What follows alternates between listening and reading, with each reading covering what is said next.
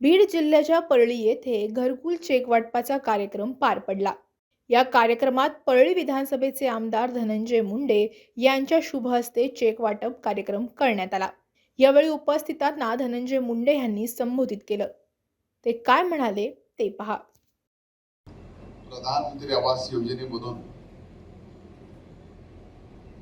टप्पा 2 चे जे 677 घरकुल आपल्या परळी नगर परिषदेला मंजूर झाले, त्यापैकी सर्वच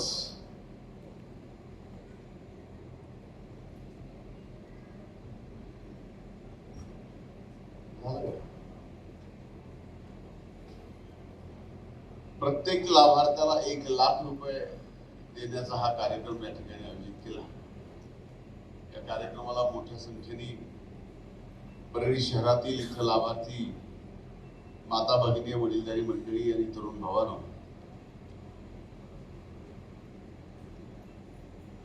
आणि पत्रकार मित्रांनो,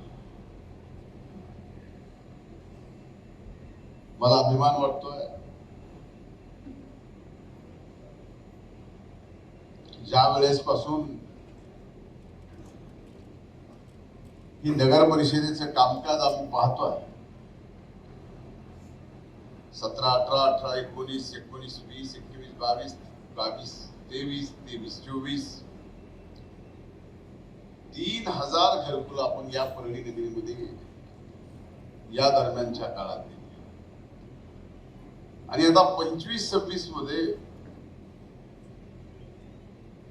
पहिलाच टप्पा आहे. याच्यात 677 घरकुल या ठिकाणी मंजूर झालेले आहेत आणि त्याचा 1,00,000 रुपयाचा चेक आपल्याला या ठिकाणी देण्यात आला.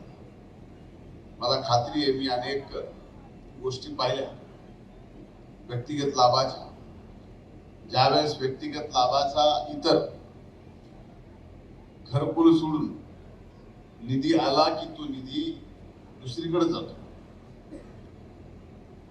पण प्रधानमंत्री आवास योजना असेल किंवा रमाई आवास योजना असेल, या योजनेतला 1 रुपयाही तो लाभार्थी दुसरीकडे कुठेही लावत नाही, स्वतःच घरच बांधतो. हे मात्र आपल्या परळी शहरामध्ये आम्ही पावला पावलावर पाहिलं. आज या परिस्थितीत आपल्या घरावरचं पत्र निघून आता छप्पर येणार. मी तर घरकुलाचे लाभार्थी असे पाहिले की लाभार्थ्याला घरकुलाची एक रक्कम जी मिळणारी आहे ती एक ठराविक रक्कम आहे, पण काही जणांनी इतर कावाड कष्ट करून आपले 4 पैसे अधिकचे लावून चांगलं घर केलेले हे सुद्धा आपण गाव भागामध्ये त्या ठिकाणी शिवाजीनगर परिसरात पाहिजे. म्हणून मी आज या कार्यक्रमाच्या निमित्तानं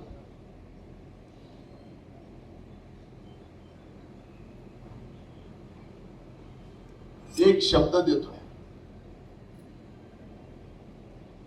की या वर्षी 677 हे फायनल आकडा नाही. हा आकडा सुद्धा आपण जवळजवळ 1500 पर्यंत घेऊन जाऊ, एवढं कष्ट सुद्धा आपल्याला इथे जे लोकप्रतिनिधी निवडून दिलेत आणि निवडून दिलेल्यातून जे नगरसेवक म्हणून बसले, या सगळ्यांनी काळजी घ्या की आपल्या परळी शहरात एकही घरकुलाचा लाभार्थी घरकुलाच्या लाभापासून वंचित झाला नाही पाहिजे. याची जिम्मेदारी सर्व नगरसेवक, सभापती, नगराध्यक्ष. त्यामुळे इथं हायगाई करून जमणार नाही. एखादा जरी लाभार्थी तुमच्या तावडीतून सोडून आमच्यापर्यंत आला आणि सांगितलं की आम्हाला घरकुल द्यायला मदत झाली नाही, तर मात्र ती बरोबर होणार. तिसरी महत्वाची गोष्ट, निवडणूक होऊन 2.5-3 महिने झाले. निवडून आलेला वाटतं मी माझ्या या सगळ्या ताकदीवर निवडून आलोय. आणि जो पडलाय त्याला वाटतं की ज्याला मी लाभ दिलाय त्यांनी मला मतदान केलं म्हणून पडलं. याचा अर्थ एवढाच आहे की एकदा का निवडून तुम्ही आलात की तुमचे मतदार तुम्हाला मत दिलेले फक्त, बाकी सगळं वाऱ्यावर सोडून द्यायचं असं करून जमत नाही. ज्या वेळेस तुम्ही निवडून आलात त्यावेळेस तुम्ही प्रभागातल्या संपूर्ण लोकसंख्येचे प्रतिनिधी आहात. संपूर्ण लोकसंख्येची कामाची जबाबदारी तुमच्यावर पडणार आहे. तिथं मात्र भेदभाव आपण करू नका, एवढीच हात जोडून कळकळीची विनंती आहे. कारण माझ्यासारखा माणूस ज्यावेळेस लोकप्रतिनिधी म्हणून निवडून येतो, निवडून आल्यानंतर कधी जात पात धर्म काही पाहत नाही. जे येईल तो आपला आहे. भले तरी काल आपल्याला शिव्या दिलेल्या असतील आणि आज जर आपल्याकडे काम घेऊन आला आणि ते काम आपल्याला करायचं कर्तव्य जर भगवंताने दिलं असेल तर ते कर्तव्य आपल्याला पारच पाडावं लागेल. नाही पाडलं तर भगवंताचा अपमान असतो. ही काळजी आपण सर्वांनी घ्या. राजा बस कर रे, 30 वर्ष दिल्या का बदललंच नाही शकत. म्हणून माझी आपल्या सर्वांना विनंती, नवीन नवीन इनिंग चालू झाली आहे तुमची. भला मोठा टप्पा गाठायचा. नवीन इनिंग चालू व्हायला आणि नगर परिषदेमध्ये पैसे नसावे विकास कामासाठी. त्यामुळे नगरसेवकांचे चेहरे नगरसेवक होऊ नये. 2.5 महिन्यानंतरही आनंदी मला दिसत नाही.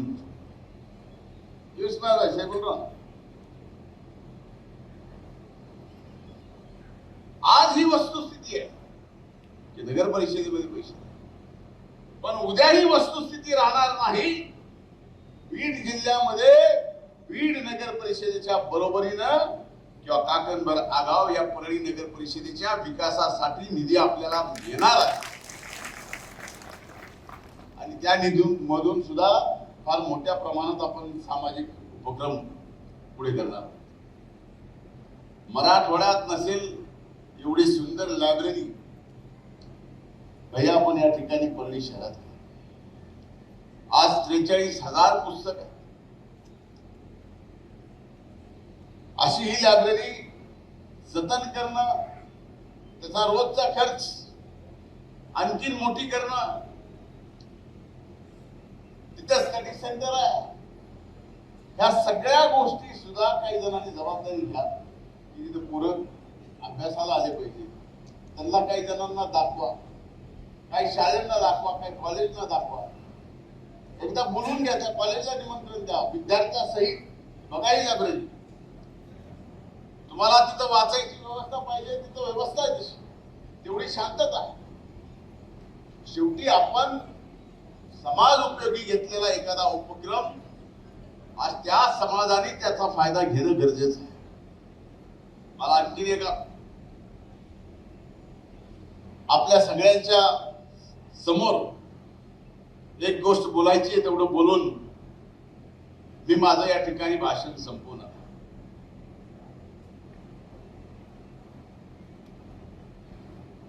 ज्या वेळेस नगरपालिकेच्या निवडणुका चालू होत्या,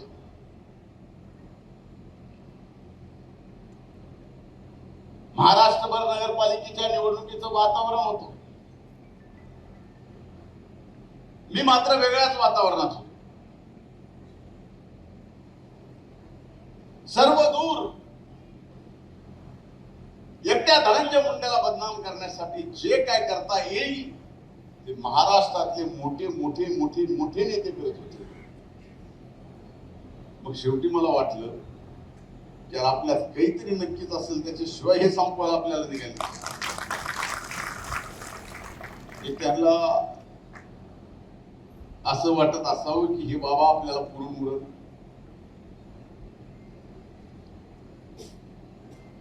तशा परिस्थितीत एवढं वातावरण social media, electronic media, print media, युट्यूबचे चॅनल एवढं घाण केलं. तशा परिस्थितीत सुद्धा या परळीच्या मायबाप जनतेने महायुतीच्या माग भरभक्कम पाठिंबा दिला आणि ऐतिहासिक विजय या ठिकाणी मिळवून दिला. नगराध्यक्ष पदाचे आपले विजयी उमेदवार ज्यांनी आपल्या नावाने बाजीराव भैयाला पद्मश्री दिलेली,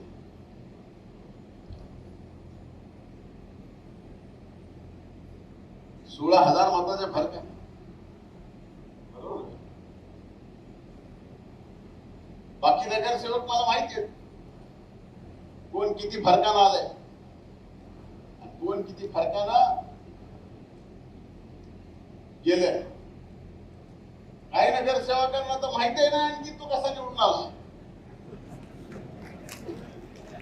मला एकट्यालाच माहिती. आणि पहिली वेळ नाही, ज्याला पाडलाय त्याला मी तसाच निवडून आणला आणि जो आलाय त्याला आणखी नाही माहित नाही तो कसा निवडून आलाय. असं सगळं एकूण आपल्या सगळ्यांनी कष्ट घेतले, त्यातून आज परळीच्या मायबाप जनतेने आपल्यावर जिम्मेदारी दिली आहे.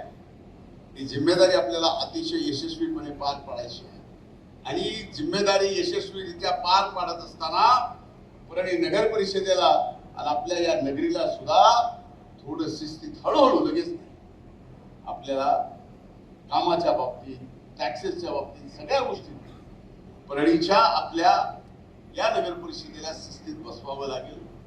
तर पुढे चालून मोठ्या मोठ्या योजना या ठिकाणी येतील. आतापर्यंत त्या दिवशी तुम्ही माननीय मुख्यमंत्र्यांचं भाषण ऐकलंच की अधिकचे 300 कोटी रुपये त्यांनी तीर्थक्षेत्र विकास आराखड्याला मंजूर करायचा निर्णय घेतला. आता ते ईपीसीच्या शेवटच्या बैठकीत ते मंजूर झालं, ते सुद्धा पैसे वेगळे येतील. आणि आपण एवढ्यावरच थांबत नाही, तर आपला आग्रह आहे की राज्य सरकारने दरवर्षी एकच तीर्थक्षेत्र प्रसाद योजनेमध्ये केंद्रात पाठवायचं. तर ते प्रसाद योजनेमध्ये परळी वैद्यनाथाचं हे पंचम द्वादश स्थान प्रसाद योजनेतून गेलं पाहिजे. आणि त्याला जसं उज्जैनच्या महाकालाचा करोडोल झाला, तसं काशी विश्वेश्वराचं करोडोल झालंय, त्याचप्रमाणे आपल्या दक्षिणच्या काशीला, म्हणजे आपल्या प्रभू वैद्यनाथाला काशी, दक्षिणची काशी म्हणते नाही. मानवाने तर कुणी गेलं तर त्याला काशीला जाऊन विधी करायची गरज नाही. हा बरोबर आहे भैया, हे धर्माधिकाऱ्याने हो म्हणलं की आमचं खरं. त्यामुळे हे सुद्धा आपलं 12 ज्योतिर्लिंग त्याचा विकास झाला तर स्वाभाविक इथं येणाऱ्या भक्तांची मुक्काम करायची इच्छा होईल. एक मुक्काम म्हणलं की त्याचा सकाळचा नाश्ता, दुपारचं जेवण, रात्रीचं जेवण, इकडे इकडे फिरणं, अशा छोट्या छोट्या गोष्टी केल्यानंतर आपल्या परळी शहराची एकूणच आर्थिक उलाढाल फार मोठ्या प्रमाणात होईल. हे करत असताना त्यांनी 50 मेगावॅटचा सोलारचा प्रकल्प सुद्धा परळीला दिला. आणि तो फक्त 50 मेगावॅटचा नाही, तर पुढच्या 3 महिन्यात ते आणखीन 300 मेगावॅटचा प्रकल्प आपल्या या परळी शहरामध्ये राज्य सरकार देणार आहे. राज्याचे मुख्यमंत्री, उपमुख्यमंत्री देणार आहेत. 1 मेगावॅट 1,500 कोटी रुपयाची गुंतवणूक सोलारच्या या एका प्रकल्पामध्ये आपल्या परळीला येते. परळीच्या संदर्भातला विकास, त्याची ब्ल्यूप्रिंट आम्हा सर्वांच्या जवळ इथं फिट आहे. कुठल्या गोष्टीचं काढायचं लगेच निघतं. म्हणून घरकुलाच्या बाबतीतही आम्ही कमी पडणार नाही. आणि व्यक्तिगत लाभाच्या ज्या नगरपालिकेच्या, म्हणजे केंद्र आणि राज्य सरकारच्या योजना ज्या नगरपालिका राबवते त्यात आम्ही कुणीही कमी पडणार नाही. मी माझ्या सर्व जीवलग नगरसेवकांच्या वतीनं सुद्धा सांगतो की तेही कुठे कमी पडणार नाही. थोडी आपणही बोलू.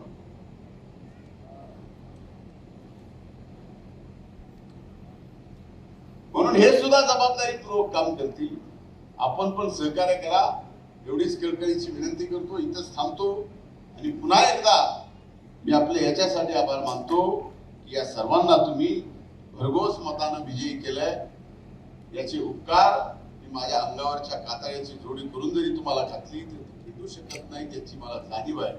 म्हणूनच शेवटच्या श्वासापर्यंत या परळीच्या मातीतल्या प्रत्येक माणसाची पद असो नसो कायम सेवा करत राहायची एवढंच एक ध्येय घेऊन मी या ठिकाणी आता उतरलोय. एवढं आपण लक्षात ठेवा. खूप खूप धन्यवाद. जय हिंद.